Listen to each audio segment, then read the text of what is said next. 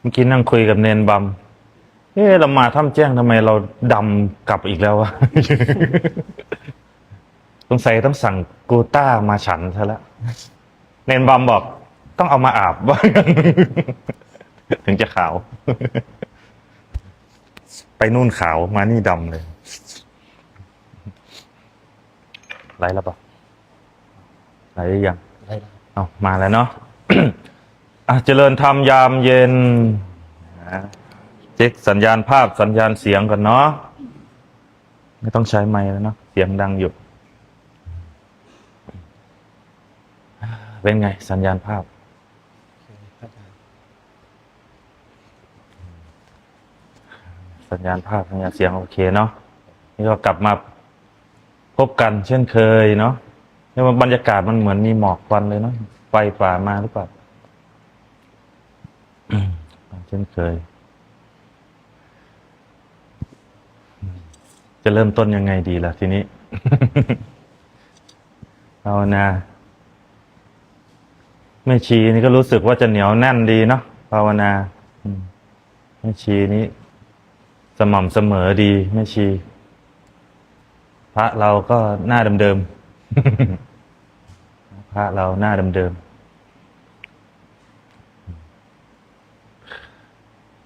มาแล้วเราก็พูดคุยกันที่จริงพระเรานี่ก็อยากให้ไอ้นี่กว่านี้อยู่นะพระเนาะบางครั้งเวลาที่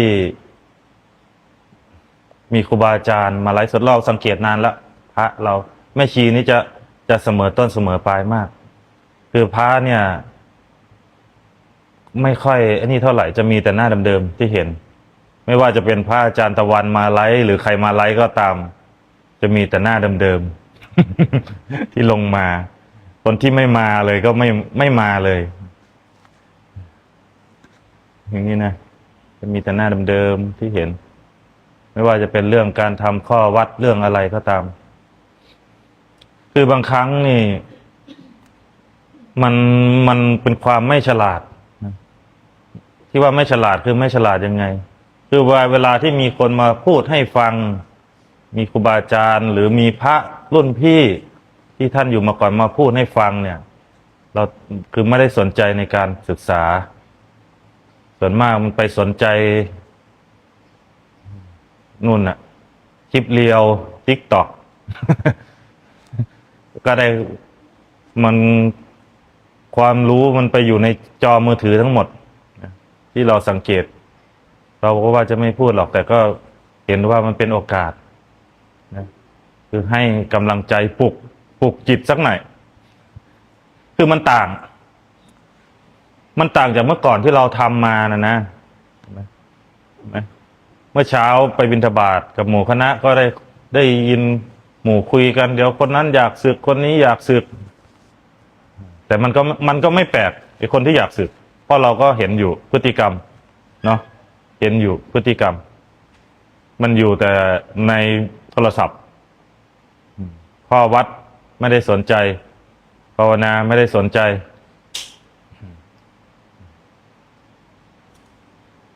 อยู่แต่ในมือถือความรู้มันไปอยู่ในมือถือสติมันไปอยู่ในมือถือมันไม่ได้มีสติคุ้มครองตัวเองมันก็เลยอยู่ยากเราเป็นนักบวชเราเป็นพระเนาะหมู่คณะก็อยากฝากอยู่ให้เราสังเกตดูพระรุ่นพี่หรือครูบาอาจารย์ที่ท่านเป็นอยู่มานี่ท่านทำยังไงท่านปฏิบัติยังไงนะเราต้องมองดูผลคือความสำเร็จของท่านน่ะว่าท่านเป็นอยู่เหมือนเราไหมอย่างเงี้ยเห็นไหมรูปที่องค์ที่ท่านประสบความสำเร็จท่านเป็นอยู่ท่านอยู่รอดมาได้อ่ะการเป็นอยู่ของเราอ่ะกับการเป็นอยู่ของท่านมันเป็นยังไงอย่างนี้นะเพื่ออะไรเพื่อเอามาเป็นจุดที่ผลักดันตัวเองนะให้ใช้เวลาภาวนาเวลาว่างจากการงานก็ให้พวกเราหลีกเล้นในการภาวนาหลบเข้าภาวนาไม่ยินดีคุกคีในหมู่คณะคือเมื่อก่อนเราทำมาอย่างนั้นเห็นไหม เมื่อก่อนอยู่ด้วยกัน พระอาจารย์ครูบาแมนครูบาเต้อย่างเงี้ยเห็นไหมเราเห็นไหมครูบาเต้ทุกวันนี้เป็นยังไงเราต้องเอาเป็นแบบอย่างเด้ต้องสนใจเวลาเขามาพูดเราต้องสนใจฟังว่าเขาปฏิบัติมายังไงเขาถึงอยู่รอดได้เขามีแนวทางในการปฏิบัติยังไงอย่างเงี้ยเห็นไหมเวลาที่มีคนพาทำให้เราสนใจเมื่อก่อนเราอยู่นี่เราภาวนานี่เหมือนแข่งกันเลยเหมือนชิงดีชิงเด่นกันนู่นแหละไม่มีใครยอมใครภาวนานี่ไม่ได้เสียเวลามาคุกคีกันไม่ได้เสียเวลามาดูมือถืออย่างนี้มันไม่มีเมื่อก่อนคือว่างนี่หลบภาวนาอย่างเดียวกลางค่ำกลางคืนนี่มองออกไปนี่แสงไฟกุฏิเพื่อนนี่ไม่ดับนี่เราจะไม่ยอมนอนเหมือนจะเอาชนะกันนู่นแหละภาวนาแข่งกันแต่ทุกวันนี้ก็ไม่ยอมนอนเหมือนกัน ดูติ๊กต็อก มันก็เลยอยู่ยากฝากหมู่คณะเราต้องสนใจเข้าหาสอบถามฟังดูแนวทางที่ท่านเป็นอยู่มาเดินทางมาก่อนเราท่านอยู่ยังไงท่านปฏิบัติยังไงอย่างนี้นะเมื่อก่อนเราอยู่บางครั้งการงานถ้าเรายุ่งกับการงานมากเกินไปถ้าเราไม่ภาวนานี่มันไม่มีกำลังในการคุ้มครองตนเมื่อสติมันไม่มีกำลังเราทำงานส่วนงานเนี่ยเราทำพอเลิกงานปุ๊บมีเวลาว่างให้เราหลบภาวนาอย่าเอาเหตุผลที่ว่าเหนื่อยแล้วขอพักหน่อยนี่มาอ้างงานก็ทำงานภายในวัดที่เราช่วยกันทำครูบาอาจารย์มีงานอะไรให้ทำแต่เราอย่าลืมหน้าที่และการงานหลักของเราคืองานภายในของเรานี่อย่าลืมอย่าทิ้งเป็นอันขาดนะผมขอเตือนนะหมู่คณะนะหมู่พระเราที่อย่าทิ้งการภาวนาแม่ชีเราก็เหมือนกันอย่าทิ้งการภาวนาเป็นเด็ดขาดเพราะผมเองเคยพลาดมาแล้วด้วยการทำงานนี่แหละเมื่อก่อนทำงานอยู่ถ้ำนมผาทำงานเหนื่อยเราก็เอาใจไปตั้งไว้กับงานอยากให้งานนั้นเสร็จเราก็ลืมภาวนาสิทีเผลอสติคุ้มครองตนพอมันตีกลับนี่แทบก็อักเลือดพอมันตีกลับมันขาดมันเผลอเพราะฉะนั้นไม่ว่าเราจะทำงานทำอะไรก็ตามจะเหนื่อยขนาดไหนก็ตามอย่าทิ้งการภาวนาเป็นอันขาดมันถึงจะรอดได้ถึงจะมีสติคุ้มครองตนมีสติมีกำลังสมาธิที่คุ้มครองตนได้ภาวนาพอเลิกงานหลังจากทำวัดสวดมนต์กลับกุฏิก็ให้ภาวนาเข้าทางจงกรมไม่ได้มากก็ให้ทำก็น้อยให้ทำไว้แต่อย่าทิ้งผมเคยพลาดมาแล้วถึงอยากเตือนหมู่คณะเพราะว่าที่ฟังดูนี่ก็หลายองค์หลายท่านอยู่หลายองค์หลายท่านอยู่ที่กำลังสับสนอยู่ เพราะมันขาดกำลังมันไม่ภาวนาเอาใจไปตั้งไว้กับงานมากเกินไปพอเลิกงานก็โดนเหตุผลโดนข้ออ้างของกิเลสเล่นงานเหนื่อยแล้วขอพักหน่อยเห็นไหมไปเลยมันขาดสติไม่มีกำลังให้ทำไว้เวลาว่างก็อยากคุกคีเวลาว่างให้หลีกเล้นไปหลบไปภาวนาคนเดียวเข้าทางจงกรมได้เสื่อพื้นนึงนู่นแหละไปหาที่เหมาะๆตามโคนไม้ตามเงื้อมผาภาวนาอยู่รูปเดียวเรียนรู้กับใจตัวเองนะใช้เวลาของเราให้ได้ประโยชน์มากที่สุดในการมาของเราครูบานี่อยู่กับพระอาจารย์มาตั้งแต่ไหนแต่ไรเราเห็นพระอาจารย์ตะวันนี่ทำความเพียรนี่ท่านไม่ได้ปล่อยเวลานี่ให้ทิ้งเปล่าเมื่อก่อนเราเป็นโยมนี่เราอยู่กับท่านตั้งแต่ไหนแต่ไรตั้งแต่ท่าน ออกจากวัดป่านาคำน้อยมา เราเข้าไปอยู่กับท่าน เราเห็นการเป็นอยู่ของท่านทุกอย่างทั้งที่ท่านนี่ได้อาจได้ทำครองใจแล้วนะแต่ท่านขวนขวายในการเป็นอยู่เป็นแบบอย่างให้เราเห็นนะท่านไม่ได้อยู่แบบสบายนะเวลาว่างท่านหลบเข้าถ้ำท่านแบกกดเข้าป่าเราเห็นหมดนี่เห็นไหมขนาดครูบาอาจารย์ขนาดนั้นแล้วนะท่านไม่ได้เผลอไม่ได้ประมาทไม่ได้เพลินเหมือนพวกเรานะไปหลบเข้าถ้ำไปอยู่เงื้อมผานั่งภาวนาทะลุเช้าอดอาหาร7 วันเนี่ยท่านทำไมทั้งที่ท่านไม่จำเป็นต้องทำแล้วเลยท่านก็ยังทำเห็นไหมเห็นไหมพอเราเห็นอย่างนั้นตั้งแต่เป็นโยมเราออกบวชมาเราก็ทำตามแบบของท่านหรือปฏิปทาของพ่อแม่ครูบาอาจารย์เราทำเห็นไหมมันก็มีเหตุมีผลของมันเนี่ยให้พวกเรามองดูครูบาอาจารย์ผู้ที่ท่านเดินก่อนเนี่ยเป็นแรงผลักดันเรามาเพื่ออะไรเราต้องมองดูผู้ที่ท่านประสบความสำเร็จเพื่อดีดตัวเองขึ้นไม่ใช่มาอยู่มากินมานอนวันไปวันเด้ไม่งั้นมันไม่พัฒนาครับหมู่คณะเราเห็นครูบาอาจารย์พระอาจารย์ตะวันเมื่อก่อนเนี่ยโอ้ยท่านเป็นอยู่นี่เรียบง่ายมากนอนกลางดินกินกลางทรายเป็นอยู่แบบสันโดษมักน้อยอดอาหารที5 วัน10 วัน15 วันอย่างนี้ท่านทำเราอยู่กับท่านตลอดเราเห็นพอเราออกบวชมาเราก็เดินตามปฏิปทาพ่อแม่ครูบาอาจารย์เราทำของเราทำไม่ให้ใครเห็นหรอกเราไปคนเดียวอยู่เรียนรู้ในการเป็นอยู่แบบนั้นแบบที่เราเห็นพ่อแม่ครูบาอาจารย์ทำมาเพราะท่านพาทำแบบนั้นแล้วท่านประสบความสำเร็จเราก็ต้องเดินตามพวกเราเนี่ยเรามาอยู่ในสถานที่ที่สัปปายะเหมาะแล้วไม่ใช่มานั่งนอนอยู่แต่กุฏิเด้ทำความเพียรอย่างอยู่2 อย่างเพียรเล่นมือถือแล้วก็เพียรฉันน้ำปานะ อันนี้ตรงเวลามากที่เราเห็น นี่เราไม่พูดเฉยๆนะที่ผ่านมาเราไม่พูดเฉยๆนะนั่นแหละก็อยากให้หมู่คณะนี่ดีดตัวเองมากกว่านี้จะได้เป็นหลักเป็นฐานให้ครูบาอาจารย์อย่างที่ผ่านมานี่เห็นไหมพระอาจารย์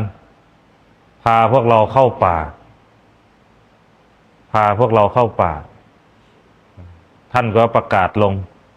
ใครจะไปภาวนากับเราบ้างปรากฏว่าเงียบกริบพระ80 รูป มีไปไม่กี่รูปโอ้เรานี่เห็นแบบทำไมเขาไม่เห็นประโยชน์บ้างเลยวะอย่างนี้นะเมื่อก่อนเรานี่ครูบาอาจารย์พาไปไหนเราไปเลยไปในวันนี้แบบประมาทมากคือไม่เห็นคุณค่านะนี่แหละแล้วในช่วงที่ครูบาอาจารย์ไม่อยู่อย่างเงี้ยเห็นไหมให้เราหลีกเล่นในการทำความเพียร ครูบาก็ทำมาอย่างนั้นเห็นไหมผลก็เนี่ยอย่างพวกเราเห็นใช่ไหมก็ได้รับผลมานะหมู่คณะเรามีแบบอย่างให้เห็นอยู่เราต้องมองเอาแบบอย่างเด้เห็นไหมครูบาเต้เป็นยังไงครูบาเต้เห็นไหมงดงามนะดูธรรมะที่ครูบาเต้พูดเฉียบคมนะถ้าเราฟังไหมเราอย่ามองข้ามนะฝากอย่ามองข้ามหมู่คณะเห็นไหมบางทีอย่ามองข้ามเพราะเป็นเห็นว่ายังอายุน้อยในสติปัญญาเมื่อก่อนครูบาเต้เนี่ยทำความเพียรนั่งทะลุเช้านะครูบาเต้ทำความเพียรอยู่กับเรานี่กุฏิข้างๆกันนี่เหมือนแข่งกันเลยเราไม่ยอมเราเป็นนิสัยที่ไม่ยอมคน พอมองไปกุฏิเขานี่ไฟยังไม่ดับเราก็จะไม่นอน เดินจงกรมทำความเพียรเหมือนจะเอาชนะกันบางครั้งการปฏิบัตินี่ต้องอาศัยกัลยาณมิตรการอาศัยกัลยาณมิตรเป็นกระแสถ้าพวกเราอยู่ในวงที่ปฏิบัติทำความเพียรเนี่ยมันจะดึงกันไปทั้งหมดเลยดึงกันมันจะเหมือนปลุกระดมเหมือนปลุกทัพฮึกเหิมขึ้นมาทันทีทำความเพียร ทีนี้พอต่างคนต่างทำปุ๊บนี่มันจะดีหมดเลยเพราะต่างคนต่างปฏิบัติมันจะดีหมดเลยไม่งั้นนะว่าเราทั้งหมดเนี่ยต้องได้อาศัยกัลยาณมิตรกัลยาณมิตรคือทั้งหมดของพรหมจรรย์เนี่ยว่าวงปฏิบัตินะอยากให้พวกเราเอาให้เต็มที่มาแล้วเป็นกำลังใจให้สนับสนุนเต็มที่เมื่อก่อนครูบาตู่เนาะในช่วงมาอยู่แรกๆครูบาตู่นี่ได้ใจมากเลยนะมาอยู่กับเรานี่เราชี้ให้ไปตรงไหนไปครูบาตู่ไปภาวนาตรงนั้นนะไปครูบาอาจารย์ไปภาวนาตรงไหนมาบ้างผมอยากไปชี้ให้ไปคนเดียวตอนแบกกดไปเลยคนเดียวนั่นแหละการเป็นอยู่ก็อยู่รอดมาเห็นไหมคณะมันต้องเอาจริงๆเอาจริงๆแต่ใช้เวลาให้มันเปล่าประโยชน์ไปทำความเพียรเนี่ยต้องทำให้มันถึงใจอ่ะมันถึงจะถึงธรรมมันถึงใจนะก็ฝาก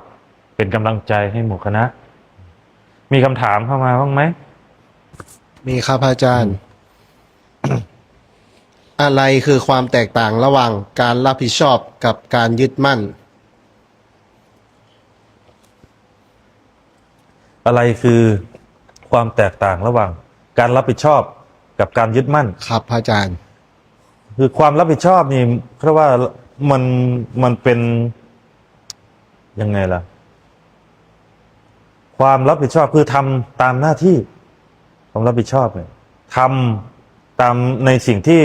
ต้องทำมีความรับผิดชอบคือคำว่ารับผิดชอบนี่ก็ต้องรับทั้งผิดทั้งชอบด้วย ความรับผิดชอบเนี่ยแต่แล้วก็ที่แตกต่างจากการยึดมั่นก็คือ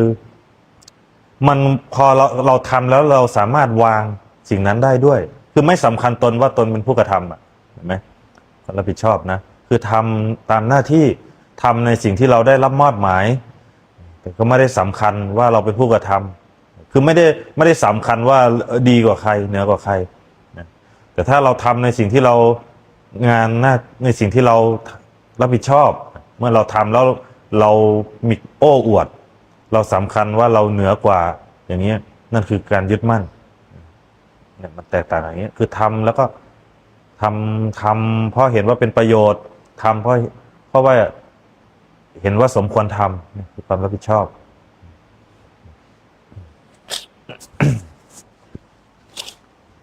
เราจะสังเกตได้อย่างไรว่าสิ่งที่เราทำอยู่เกิดจากปัญญาหรือเกิดจากความยึดมั่น ถ้าสิ่งที่เราทำอยู่เกิดจากปัญญาจริงต้องไม่ทุกข์ต้องไม่ทุกข์แต่ถ้าเราทำแล้วเกิดการยึดมั่นมันจะมีทุกข์ตามมาทุกข์ให้สังเกตดูทุกข์ก็ได้เกิดจากปัญญาเพราะว่าปัญญาจะสามารถคลี่คลายปัญหาออกไปได้เราทหากต้องการพ้นทุกข์ควรเริ่มต้นดูที่จุดไหนของตัวเองก่อน หากต้องการพ้นทุกข์ควรต้องเริ่มต้นให้รู้จักใจตัวเองรู้จักใจตัวเองต้องการพ้นทุกข์ให้มีสติรู้ใจตัวเองรู้เท่าทันอารมณ์ความรู้สึกนึกคิดของตนเพราะว่าตัวทุกข์มันไปจากตัวนี้ออกไปจากใจเราตัวทุกข์ไปจากความคิดความเห็นของเราอารมณ์ที่เกิดขึ้นก็ไปจากตรงนี้ให้รู้เท่าทันความรู้สึกนึกคิดอารมณ์ความรู้สึกนึกคิดของตัวเองต้องการพ้นทุกข์นะต้องรู้จักตัวเองเพราะว่าถ้าเราไม่รู้จักตัวเองเราก็จะไม่รู้จักว่าเรากำลังทุกข์อยู่กับอะไรเราจะไม่รู้จักว่าเรามีกิเลสประเภทไหนเกิดขึ้นที่มันออกไปจากใจเราที่มันเป็นเหตุแห่งทุกข์เป็นสมุทัยเป็นเหตุแห่งทุกข์เราจะไม่รู้มันต้องเฝ้าดูใจตัวเองรู้จักใจตัวเองเรียนรู้ในการขัดเกลาจิตใจตัวเองถึงจะพ้น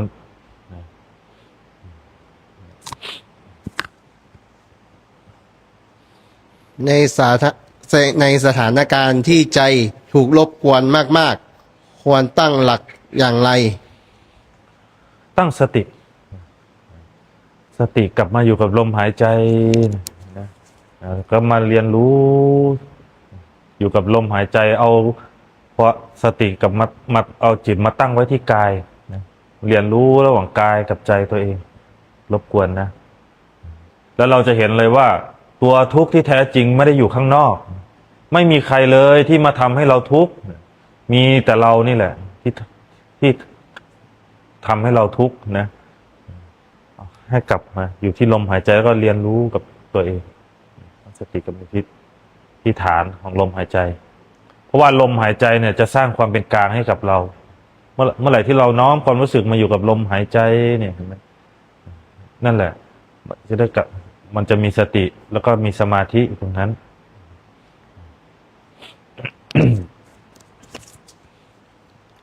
ธรรมะจะช่วยให้เราอยู่กับความเปลี่ยนแปลงของโลกได้อย่างไร มั่นคงอย่างไร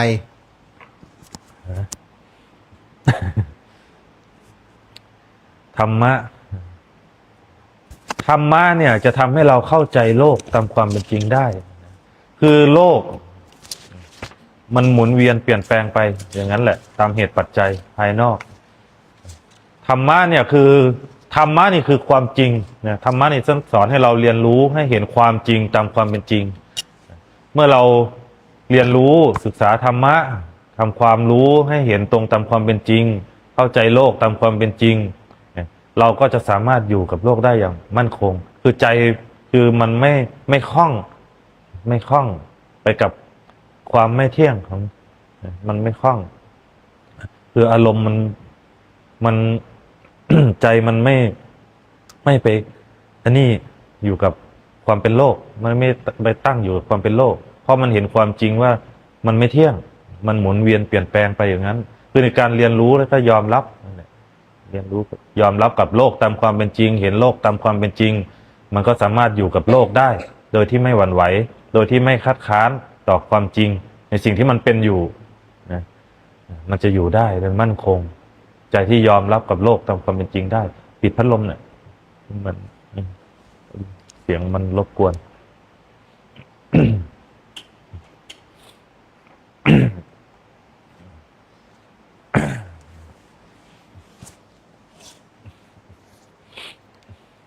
ทำไมบางครั้งเรารู้ความจริงแล้ว แต่ใจยังทุกข์อยู่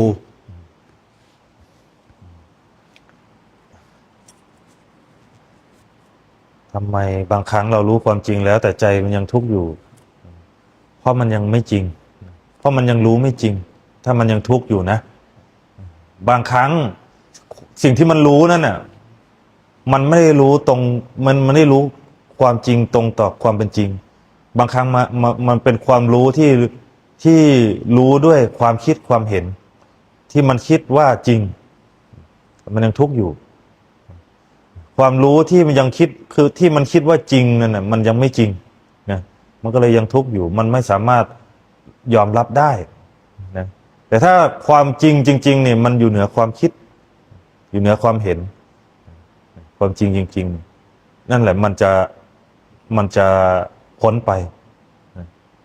คือมันความจริงที่เห็นด้วยปัญญานะมันจะไม่ทุกข์แล้วเพราะมันจะเรียนรู้แล้วก็ยอมรับความจริงตามความเป็นจริงแต่ความรู้ที่ยังประกอบไปด้วยความเห็นเนี่ยมันยังไม่บริสุทธิ์มันก็ยังทุกข์อยู่มันยังไม่เป็นอิสระของมันนี่แหละถ้าเราเชื่อว่าเรารู้แล้วแต่ถ้ามันยังทุกข์อยู่นั่นคือมันยังไม่จริงคือมันยังรู้ไม่จริง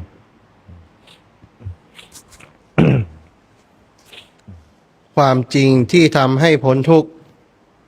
ต่างจากความจริงเชิงข้อมูลอย่างไร นี่แหละเหมือนที่เราพูดไปเมื่อกี้อันเดียวกัน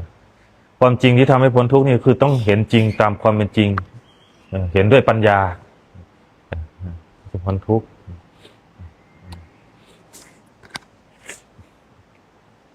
เราจะรู้ได้อย่างไรว่าสิ่งที่เราเห็นสิ่งที่เรารู้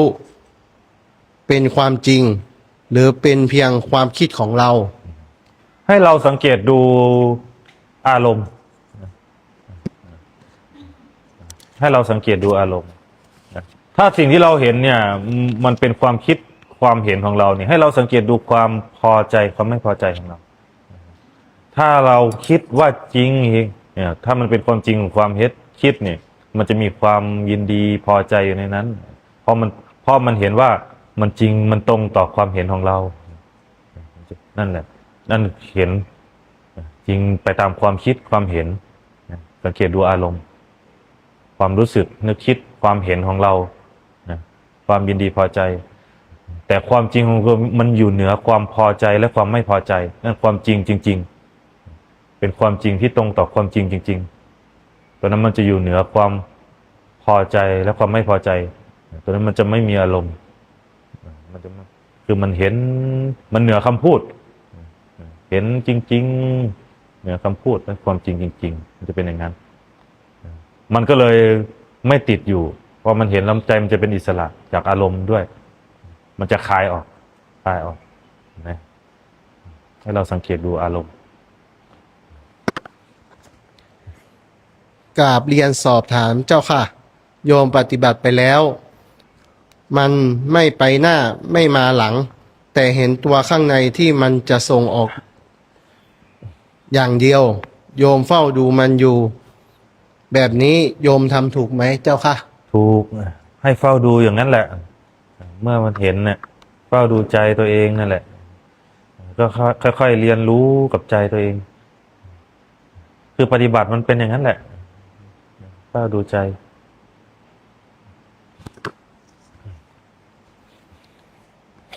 อะไรที่ทำให้เรารู้สึกว่า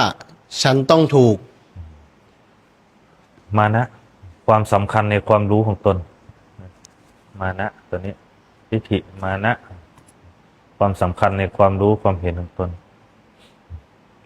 คือตัวเนี้ยถ้าคนมีตัวความสำคัญในมานะมากเนี่ยมันยอมใครไม่ได้คือมันจะรู้สึกว่าเราต้องถูกอยู่ตลอดคือต้องถูกก็มันเชื่อในความคิดความเห็นของตนเธอถูกอยู่ตนคนเดียวทำอะไรก็จะถูกอยู่คนเดียวนอกเหนือจากเราไปแล้วไม่มีเห็นไหมเหมือนคนทั้งโลกนี่ไม่มีใครสู้เราหรอกเรียกว่าตัวนี้คือมานะความสำคัญในมานะตน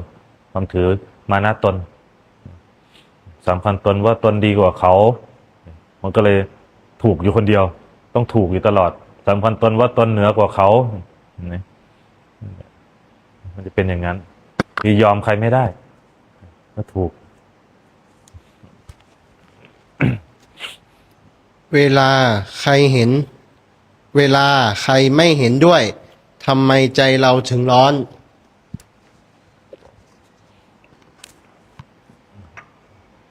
ก็เหมือนกันนะเหมือนคำถามนี่เหมือน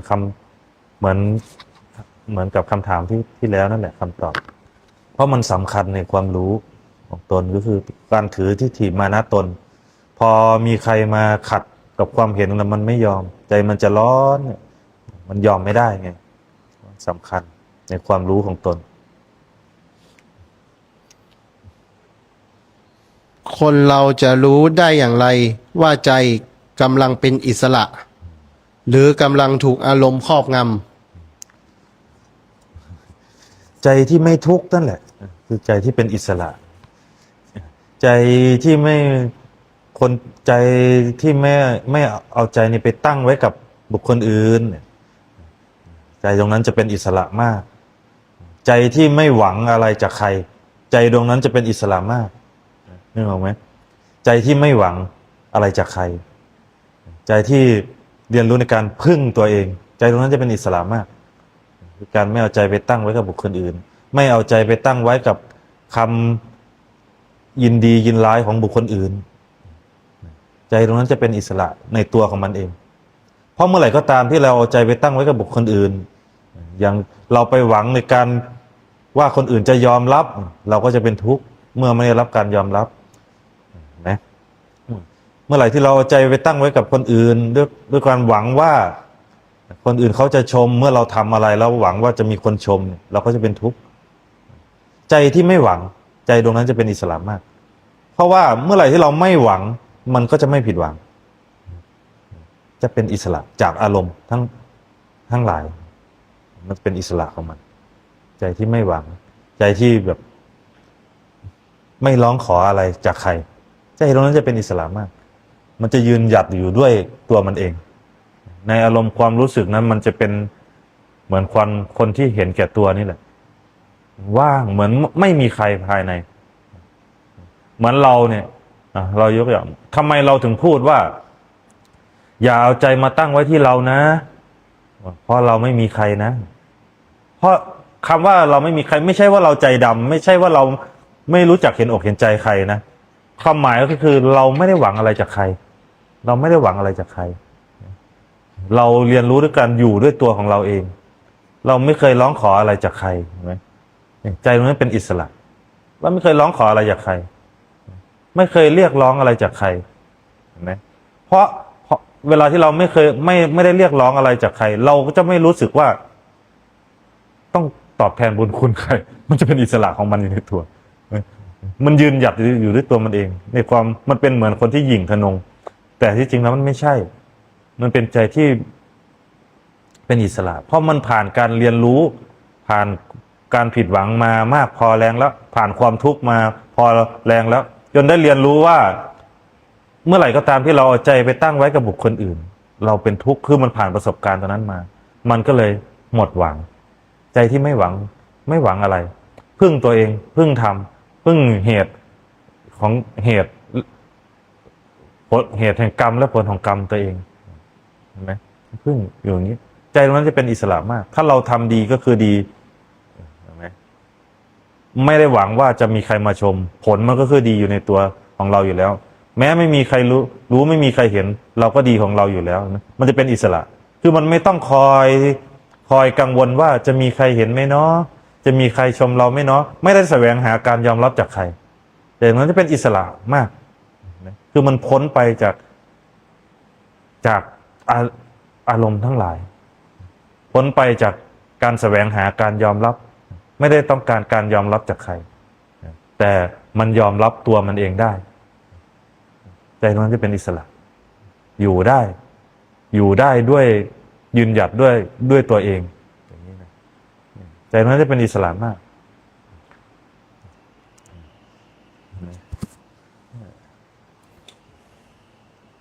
การลดอัตราไม่ใช่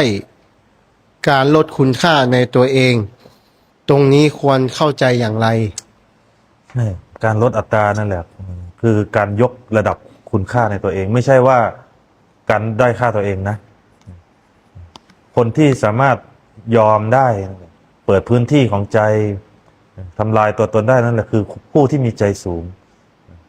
ผู้ที่ยอมให้กับบุคคลอื่นได้นั่นแหละคือผู้ที่มีใจสูง คือสามารถเปิดพื้นที่คือเสียสละความเป็นส่วนตัว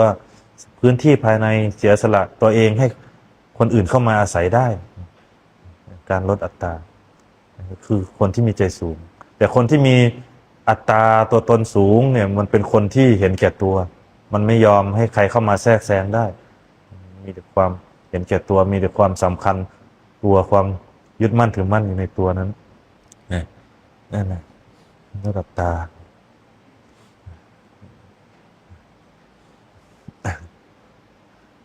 มีคำถามเข้ามาอีกไหมในไลฟ์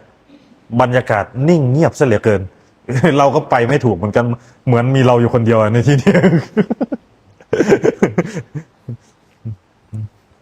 สร้างสีสันหน่อย ครับนมัสการครับ จิตสำนึกกับจิตใต้สำนึกบ่งบอกความหมายในเชิงพฤติกรรมของมนุษย์หรือสัตว์ที่มีวิญญาณครองได้อย่างไรเพราะว่าใครมีสมบัติอะไรย่อมแสดงสิ่งนั้นออกมานั่นแหละก็จิตใต้สำนึกสั่งสมบุญ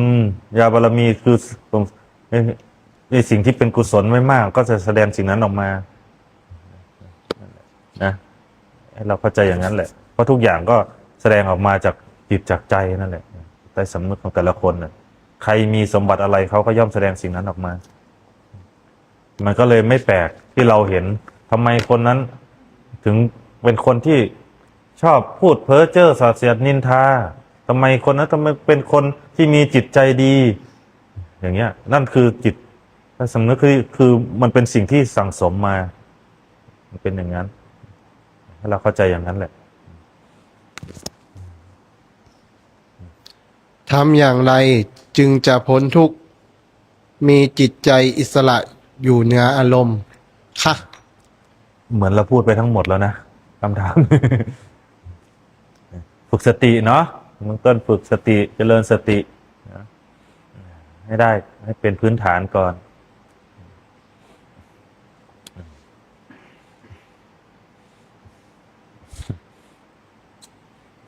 ค่ะค่ะหวานหวานหน่อยสิบิ๊กค่ะแข็งมาก แอดมินใหม่ทำงานใหม่ก็เลยแข็งๆหน่อยค่ะ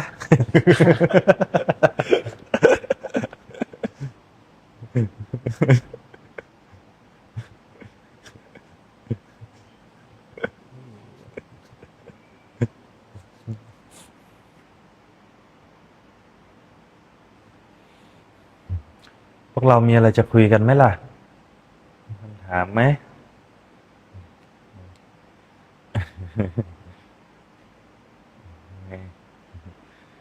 พูดเร็วเกินไปหรือเปล่า มีคำถามนะ เรากำลังฝึกแอดมินใหม่ แอดมินก็ขี้อาย แอดมินใหม่ ที่แรกว่าจะฝึกให้มาเข้านาคแอดมินนี่เตรียมตัวบวชแล้วเนี่ยก็เลยให้อุบายในการช่วยงานก่อน อยู่ให้ได้ก่อนค่อยบวชไอคนก่อนนี่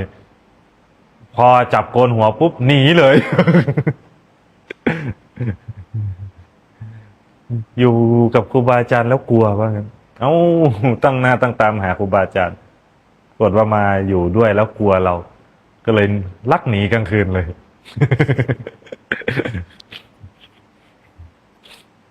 เราก็ว่าเราใจดีอยู่นะทำไมถึงกลัว บางครั้งคน แต่สิ่งที่กลัวไม่ใช่ว่ากลัวเราหรอก คือมันเป็นเพราะว่ากลัวการเริ่มต้นใหม่ของชีวิตการเริ่มต้น กลัวการเริ่มต้นใหม่ของการเดินทาง พอมาอยู่กับครูบาได้มาอยู่ครูบาอาจารย์ เราก็สอนข้อวัดข้อปฏิบัติอะไร ให้ตามที่เราทำมาเนาะเราปฏิบัติมายังไงเราก็พูดอย่างนั้นเนาะด้วยความหวังว่ามันจะเป็นประโยชน์ พอเราปฏิบัติมาเราเอาจริงเอาจังอย่างนี้นะรายละเอียด พอสอนไป ปรากฏว่านาคเราเครียดมากเลย หิว เราก็สอนนะเราอยู่กับครูบาอาจารย์ เราต้องเป็นผู้ว่าง่ายสอนง่าย อย่าให้ครูบาอาจารย์ต้องรอนะปรากฏว่านาคตื่นไม่ทันเราไงเครียด มีความผิดแล้วเราว่ากัน เราก็รู้ว่าเราก็เลยว่าไม่ต้องเครียด มันเป็นเพียงจุดเริ่มต้นอย่างนี้นะไม่ต้องเครียดทำซะว่าเหมือนอยู่บ้านมาอยู่กับเราทำใจสบายเหมือนอยู่บ้านนี่แหละแล้วก็ค่อยเรียนรู้ไปหน้าก็เลยบอกว่าอยู่บ้านผมก็เครียดครับ เราก็เลยอ๋อเข้าใจแล้ว ก็เลยลักหนีเลย อ๋อมันเครียดมาจากบ้านแล้ว ไม่ใช่เครียดเพราะเรา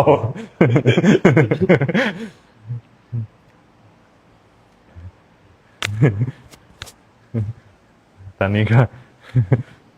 คือเราเป็นคนอย่างนั้นนะคือเราเป็นคนที่เวลาพูดเราก็พูดจริงๆนะคือเราเป็นคนที่พูดเล่นไม่เป็นมันเป็นนิสัยที่พูดเล่นไม่เป็นนะไปพูดจริงจังเวลาเราสอนเราก็สอนแบบจริงๆจังๆเนี่ยไม่สอนแบบเล่นอย่างเงี้ยเหมือนเราเคยทำมายังไงกับครูบาอาจารย์มายังไงเราก็สอนแบบนั้นก็หวังว่าจะเป็นประโยชน์ใช่ไหมล่ะสอนแบบนั้นเพราะเราก็ทำมาอย่างนั้นแล้วก็ได้ผลอย่างนั้นนี่ขับเคี่ยวตัวเองเราก็หวังก็นึกว่าเขาจะนึกเหมือนเรา ปรากฏว่าโอ้คนมันไม่เหมือนกัน ปรากฏว่ากลัวข้อวัดปฏิบัติ นี้เลยก็ถือว่าเป็นประสบการณ์แต่การปฏิบัติมันต้องอย่างนั้นจริงๆเพราะเราปฏิบัติมานี่เราก็ทำแบบเนี้ยเราเอาใจใส่ จนความรู้เรานี่ไม่เคยห่างครูบาอาจารย์นะเราปฏิบัติทำไมเราถึงยืนหยัดอยู่ได้ด้วยตัวเองเราอยู่คนเดียวก็จริงแต่เราหนักแน่นในการปฏิบัติเราเคยทำยังไงเราทำแบบนั้นเราเคยอยู่กับครูบาอาจารย์ ยังไง เวลาที่เราห่างจากครูบาอาจารย์เราก็ทำเหมือนเดิม หนักแน่นเหมือนเดิม เราไปอยู่ไหนนี่อยู่คนละที่ก็ตามแต่ความรู้เราไม่เคยห่างครูบาอาจารย์แม้แต่เราฝันเราอยู่ข้างกายครูบาอาจารย์ตลอด อย่างนี้นะมันก็เลยเป็นเหมือนว่า เราไม่เคยห่างจากครูบาอาจารย์เลยอย่างนี้นะความรู้เราจะติดตามพระอาจารย์อยู่ตลอดเหาะเหรอเหาะเราก็เหาะเหมือนกันไปเหมือนกัน ครูบาอาจารย์พาเหาะเราก็เหาะเหมือนกันเห็นไหมเพราะเราทำความเพียรถึงขั้นเหาะได้นั่นแหละแต่ฝันนะอันนี้เล่าให้ฟังฝันไม่ได้เหาะจริงๆ ครูบาอาจารย์พาเหาะแล้วก็เหาะเหมือนกันไม่ยอมเพราะเราติดตามครูบาอาจารย์คำว่าตัวไม่ได้ติดตาม แต่ตัวที่มันติดตามก็คือวัดปฏิบัติ เราถือนิสัยครูบาอาจารย์มันติดตาม เดินตามรอยครูบาอาจารย์ตลอดในการปฏิบัติเห็นไหมเราไปอยู่ไหน มันก็เลยสามารถคุ้มครองตนได้ ตามครูบาอาจารย์ว่าให้อยู่ว่าให้ไปเอานิสัยครูบาอาจารย์เราก็เลยนั่นแหละ มันก็เลยได้ผลในการปฏิบัติถึงขั้นฝันเห็นหลวงตามหาบัวนั่นแหละเพราะเราทำจริงๆหลวงตามหาบัวนี่เราฝันเห็นหลวงตามหาบัวนั่งเขียนหนังสืออยู่ เราคลองใจผ้าจีวรเข้าไปผ้าสังฆติเข้าไปกราบท่านท่านมองหน้าเราแล้วท่านก็พูดกับเรานะว่านั่นแหละการปฏิบัติธรรมใช่ป่ะทำจริงเห็นจริงใช่ป่ะมันต้องทำจริงๆเราพอเราย้อนออกมานี่อื่นขึ้นมาเรามาระลึกดูผลของการปฏิบัติที่เราทำมาโอ้เราทำจริงๆมันก็ได้ผลจริงๆเห็นไหมมันทำหล่อแหลมไม่ได้การปฏิบัติธรรมถ้าเราหวังเหตุที่พิเศษเราหวังผลที่พิเศษเราต้องสร้างเหตุที่พิเศษเห็นไหมจะมากินมานอนเฉยๆไม่ได้มันต้องขับเคี่ยวตัวเองเลยพิจารณามรณานุสติให้มีสติอยู่ด้วยความไม่ประมาทประดุจทำความเพียรประดุจดังว่าวันนี้จะเป็นวันสุดท้ายของเรานั่นเห็นไหมทำอย่างนั้นทำความเพียรพิจารณาเข้าไปพิจารณาอาหารบิณฑบาตเห็นไหมปัจเจเวกจีวรเสนาสนะที่อยู่อาศัยพิจารณาแล้วทำความเพียรครูบาทำมาอย่างนั้นเราถึงพูดเล่นไม่เป็นพูดเล่นไม่เป็นเราทำมายังไงเราก็พูดอย่างนั้น แต่เชื่อเถอะถ้าทำแล้วได้ดีแน่นอนเห็นไหมอยู่กับครูบาอาจารย์ไม่ต้องรีบไปไหนทำเราถึงอยู่ได้โดยที่แม้จะอยู่ห่างไกลครูบาอาจารย์แล้วก็ทำได้เพราะครูบาอาจารย์ไม่เคยห่างไปจากใจเราเลยครูบาอาจารย์อยู่กับเราทุกที่คือธรรมะในที่เราประพฤติปฏิบัตินั่นแหละคือครูบาอาจารย์ของเรานี่นะ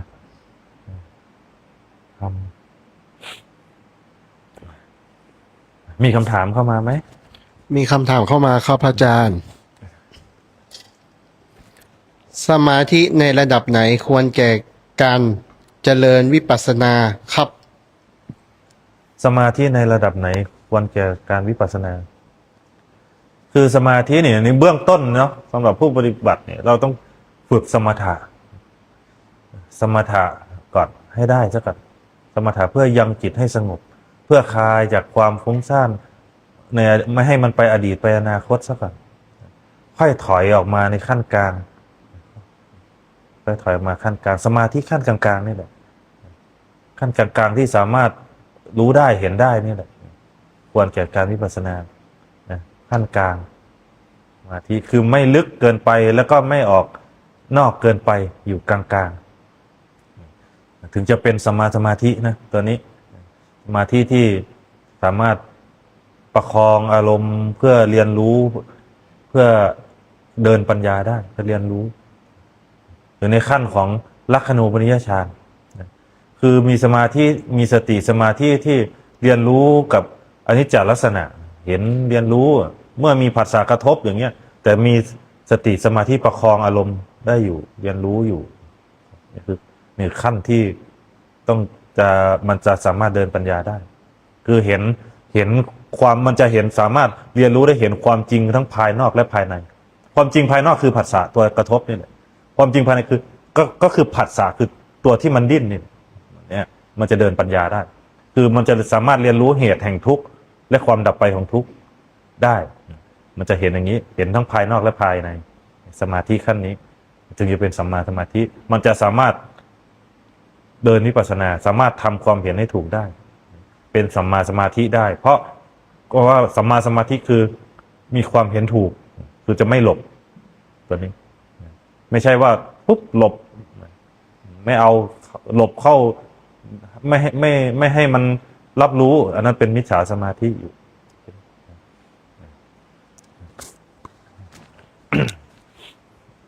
กราบนมัสการค่ะ ขอครูบาเมตตาอธิบายการพิจารณาขันธ์ห้าเจ้าค่ะ พิจารณาขันธ์ห้า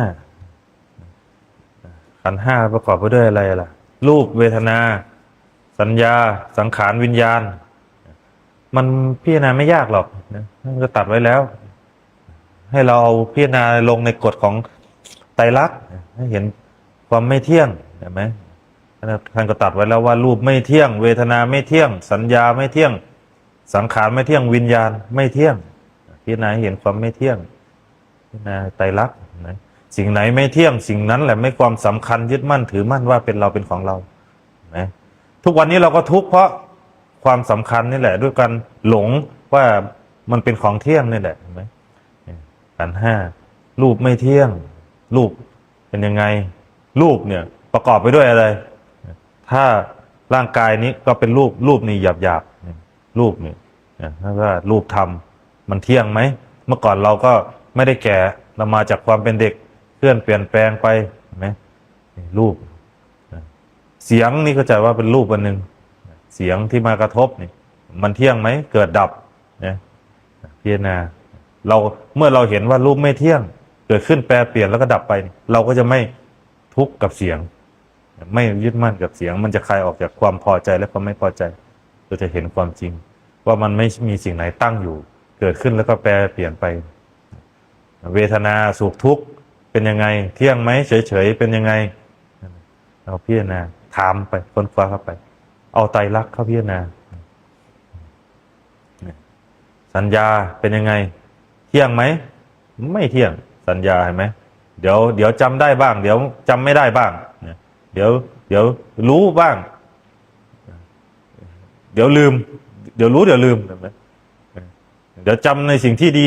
เดี๋ยวจำในสิ่งที่ไม่ดีมันไม่เที่ยงเห็นไหมให้เรารู้อย่างนั้นสังขารก็ไม่เที่ยงคือปรุงแต่งสังขารร่างกายก็เกิดขึ้นแปรเปลี่ยนสังขารภายนอกสังขารภายในคือความคิดปรุงแต่งก็ไม่เที่ยงเดี๋ยวก็ปรุงดีปรุงร้ายเดี๋ยวก็ปรุงรักปรุงชังเดี๋ยวก็ปรุงสุขปรุงทุกข์มันไม่เที่ยงไม่มีสิ่งไหนที่สามารถยึดมั่นถือมั่นได้เลยให้เราเห็นอย่างนั้นเพื่อคลายออกคือเพื่อเห็นความจริงตามความเป็นจริงเห็นไหมเพื่อคลายออกจากอุปทานความยึดมั่นถือมั่นในขันธ์ทั้งห้านี้ว่าเป็นเราเป็นของเราท่านนึกว่าขันธ์ทั้งห้านี่แหละเป็นตัวทุกข์เห็นไหมเมื่อเราสำคัญยึดมั่นว่าสิ่งนี้มันเป็นของเที่ยงเราก็จะทุกข์อยู่กับสิ่งนี้พิจารณาขันธ์ห้าพิจารณาให้น้อมลงสู่ไตรลักษณ์ กราบนมัสการครูบานิโยมอยากสอบถามโยมชอบทำโรงทานพระที่ปฏิบัติ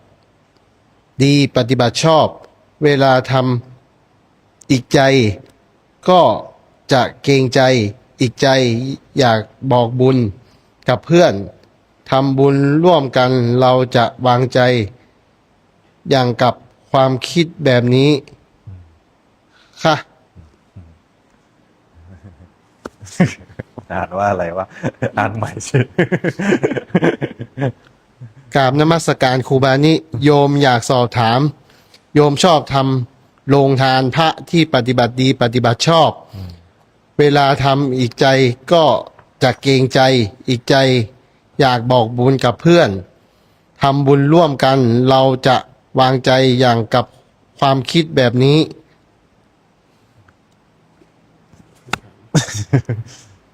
คืออยากทำบุญกับครูบาอาจารย์ที่ปฏิบัติดีปฏิบัติชอบเนาะแล้วก็อยากเหมือนกับอยากบอกบุญให้เพื่อนมาร่วมบุญอย่างนี้เนาะแต่ก็จะวางใจยังไงคือเกรงใจเขาอย่างนี้เนาะคือถ้าเรา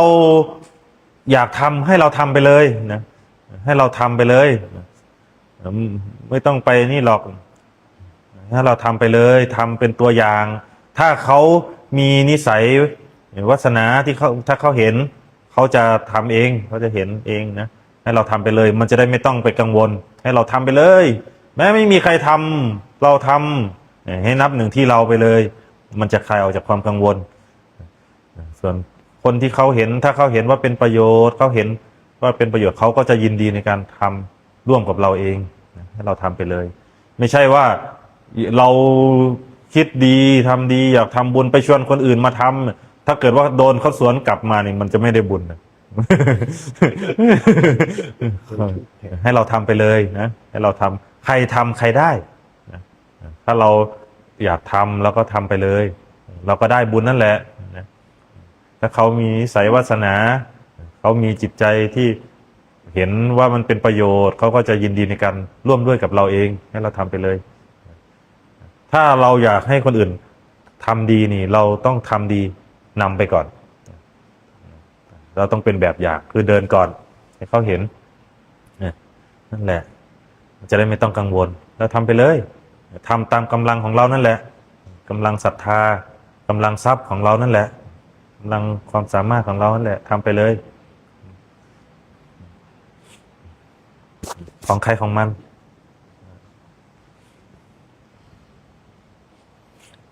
ทำเป็นเหตุให้สมหวังสี่อย่าง เป็นการสร้างกัลยาณมิตรไหมครับ ทำเป็นเหตุให้สมหวังสี่อย่างเป็นการสร้างกัลยาณมิตรก็เป็นนั่นแหละเนาะทำ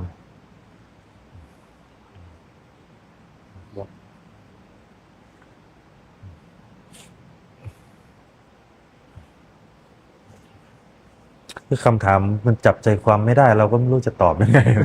มันไม่มีเนื้อหาในรายละเอียดในคำถามนะ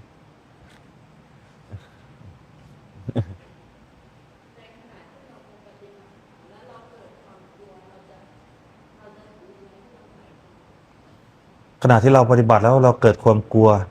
เรากลัวอะไรล่ะ กลัวความมืด แล้วเวลาเรานั่งหลับตามันไม่มืดเลย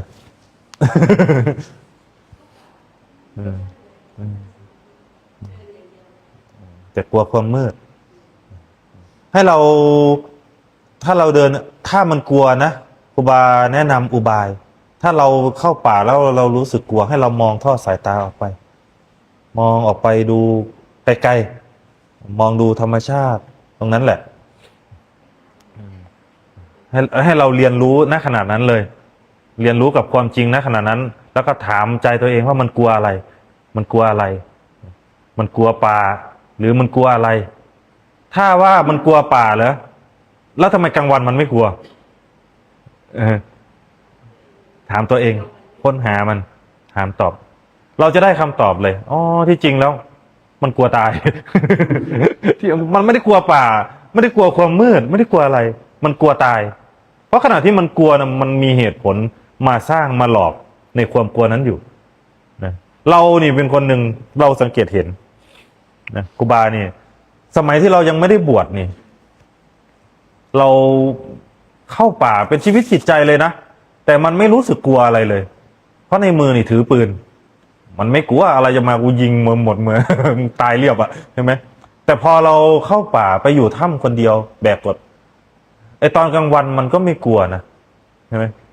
เราก็มองดูป่ามันรู้สึกสบายมันโล่งมันไม่กลัวอะไรแต่พอตะวันค่อยมืดค่ำมาแค่นั้นแหละมันเห็นความกลัวเกิดขึ้นภายในใจปึ๊บเกิดขึ้นเลยมันก่อตัวขึ้นเฮ้ยมันกลัวทั้งที่เราก็อยู่ที่เดิมไม่ได้ไปไหนเลยพอมันกลัวที่นี้เราเห็นความกลัวก่อขึ้นนี่เราตั้งหลักเอาความกล้าเข้าสู้กล้าที่จะเรียนรู้ณขณะปัจจุบันนั้นน่ะคือตั้งหลักคือสติตัวตั้งหลักนี่คือสติมารู้ว่ามันกลัวอะไรสักพักหนึ่งมันเห็นแล้วผีเกิดขึ้น ผีมันมีผีผีมาแล้วเดี๋ยวมันปรุงแต่งขึ้นมาหลอกตัวเองสักพักหนึ่งสัตว์ร้ายขึ้นมาแล้วสักพักหนึ่งมันไปเห็นที่มันกลัวถ้าว่าความกลัวความมืดเหรอ ถาม ถ้าว่ามันกลัวความมืด ขณะที่มันมืดเนี่ยไอ้ต้นไม้นี่ที่เราเห็นตอนกลางวันก็ต้นเดิมนะไม่ได้หายไปไหนเลยในความมืดไหมไอ้ถ้ำที่เราอยู่ก็ถ้ำเดิมมันเปลี่ยนแค่เวลามืดกับแจ้งเฉยๆทำไมมันถึงกลัวแค่เนี้ยมันหลอกอ๋อมันสร้างขึ้นมาหลอกตัวเองที่มันหลงแค่มืดกับแจ้งเฉยๆคือธรรมชาติไอ้กลางวันสถานที่ก็เท่าเดิมไอ้สัตว์ที่ตอนกลางวันก็มีไอ้สัตว์ที่กลางคืนก็มีนะคือมันไม่ได้เปลี่ยนแปลงอะไรเลยมันเปลี่ยนแปลงแค่มืดกับแจ้งเนี่ยมันหลอกให้เรากลัวเลยเห็นไหมแล้วมันก็หามันสร้างขึ้นมาหลอกตัวเองแล้วมันก็ไปเห็นรายละเอียดของมันอีกคือมันกลัวตาย เพราะมืดมามันกลัวตายความกลัวเนี่ยให้เราเรียนรู้เนี่ยคือเผชิญเลยออกมานั่งดูเนี่ยให้เรานั่งดูในความมืดนั่นแหละขณะที่กลัวนั่งดูมองออกไปก็เรียนรู้ เมื่อเราเห็นอะไรเกิดขึ้นภายในเราต้องเปิดใจเรียนรู้คือกล้าเผชิญกับความจริงที่เรากำลังเผชิญอยู่ ถ้าเรากลัวป่าครูบาอาจารย์ท่านหนึ่งบอกว่า เรากลัวอะไรให้เราเรียนรู้กับสิ่งนั้นไงกลัวอะไรให้เรียนรู้กับสิ่งนั้น การเอาชนะความกลัวคือความกล้าในความกล้าไม่ใช่ความประมาทนะคือกล้าที่จะเรียนรู้กล้าที่จะเผชิญกับความจริงที่เรากำลังเผชิญอยู่ด้วยสตินี่แหละเราไปเห็นเห็นไหมเมื่อก่อนเราจะทำชั่วนี่มันไม่ได้กลัวเลยแต่ตอนนี้มันจะทำดีนี่ทำไมมันกลัวถ้ามันจะกลัวตายขนาดนั้นก็เอาให้มันตายถวายชีวิตนี้ให้พระพุทธเจ้าสักชาติหนึ่งเอามาขนาดนั้นเลยอะไรจะกินงับหัวมันตอนนี้ก็ให้มันงับเลย อย่างนี้เอาอย่างนั้นเอาพระพุทธพระธรรมพระสงฆ์เป็นที่พึ่งธรรมให้มันตายแบบอาถรรพ์ไปเลยถ้ามันจะกลัวขนาดนั้นที่นี่มันจากที่เราเคยได้เรียนรู้ครั้งหนึ่งพอเราได้ชนะใจตัวเองครั้งหนึ่งที่นี่ครั้งต่อไปมันจะเรียนรู้ไปเรื่อยๆคอยชนะไปเรื่อยๆครูบานี่จากประสบการณ์ครูบาเนี่ยเห็นความกลัวตัวเองเกิดขึ้นแล้วก็นั่งทบทวนตัวเอง ว่าเราจะจัดการมันยังไงวะทีนี้มันระลึกไปเห็นวัยเด็กที่เรากำลังจะหนีพ่อแม่ออกไปเที่ยวนอกบ้านเนี่ยมันกลัวนะมันกลัวพ่อแม่จับได้แล้วไม่ได้ไปอย่างเงี้ยเห็นไหมแล้วแต่มันก็มีความกล้าที่จะไป กล้าที่จะหนีออกบ้านมันก้าวไปทีละก้าวกลัวใจหนึ่งก็กลัวใจหนึ่งก็กล้ากลัวแล้วก็มองข้างหลังเขาจะเห็นเราไม่ว่าก็ก้าวไปอีกรูปคำไปตามรั้วบ้านนั่นแหละแกล้งไปมันมีความกล้าเห็นไหมเพราะมันมีเป้าหมายอยู่พอพ้นสายตาแค่นั้นมันวิ่งเลยทีนี้ความกลัวหายไปไหนก็ไม่รู้มันจะกลัวอีกทีเวลากลับเข้าบ้าน คอยย่อง กลัวโดนไม้เรียวทีนี้เห็นไหมนั่นแหละเราก็เลยเอาจุดนั้นน่ะมาใช้ในการภาวนา เรามาเห็นเราจะเอาชนะความกลัวได้คือความกล้าเห็นไหมไอ้วัยเด็กเรามีความกล้าแต่มันกล้าไปในทางที่ไม่ดี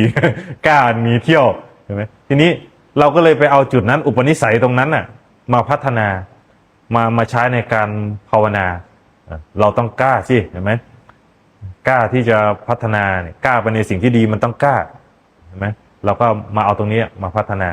แล้วมาเห็นคือทุกคนนี่มันจะมีจริตอุปนิสัยเดิมๆที่มีอยู่ในตัวอยู่แล้วขอแค่เราเห็นตัวเองว่าทั้งความกลัวความกล้าเนี่ยจะมีในทุกคนแต่เราแค่เอาจับมาเป็นเงื่อนในการพัฒนาให้มันไปในทางไหนแค่นั้นเองนี่แหละพัฒนามันเราจึงบอกว่าเราควรกล้าในสิ่งที่ควรกล้าและควรกลัวในสิ่งที่ควรกลัว ภาวนาไปเห็นคำพูดแล้วคำพูดของพระอาจารย์ระลึกขึ้นคนดีนี่ทำดีนี่ทำง่ายคนชั่วทำดีทำยาก พอจะทำดีมีแต่ความกลัวไปหมดเลยทีนี้เห็นไหมนั่นแหละเราเห็นตรงนั้นเนี่ยแล้วก็พัฒนาต้องกล้าเรียนรู้นะให้มีสติแล้วก็กล้า เป็นธรรมดาทุกคนมันมีธรรมดามันอยู่ที่ว่าเรากล้าที่จะสู้กับมันหรือเปล่าแค่นั้นเองมีคำถามอีกไหมล่ะ เราก็เหนื่อยแล้วเริ่มเบอร์แล้วตอนนี้เอาแค่นี้แหละเนาะสงสัยจะง่วงนอนกันหมดแล้วเนี่ยเหงาตุบซูบกันหมดแล้ว เลิกกันแล้วก็ไปเข้าทางจงกรมเข้าป่าเด้อ เอาวันนี้ก็สมควรกับเวลาแล้วก็ขอให้เจริญในธรรมโดยทั่วหน้ากันทุกท่านทุกคนเทอญ